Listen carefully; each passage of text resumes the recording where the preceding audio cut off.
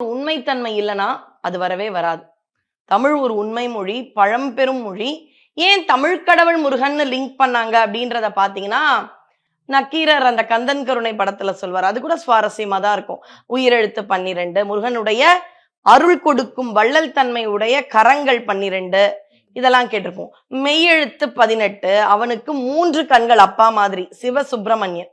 அப்ப 3 கண்கள் 6 முகத்துல 6 3 18, இப்படி இல்லாமோ நம்ம முருகனோட லிங்க் பண்ணலாம். ரொம்ப யதார்த்தமா பாத்தீங்கன்னா, ஐவகை நிலங்கள் நம்ம தமிழ்ல படிச்சிருப்போம். குறிஞ்சி, முல்லை, மருதம், நெய்தல், பாலை. அந்த குறிஞ்சி தான் பாத்தீங்கன்னா உலகத்திலேயே முதல்ல வந்த நிலம். ஏன்னா முதல்ல மலை காடு அப்படிதான் இருந்தது.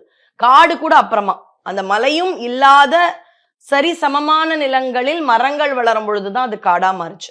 அப்ப முதல்ல வந்தது எந்த ஒரு நிலப்பரப்புன்னு பாத்தீங்கன்னா முதல்ல மலைதான்.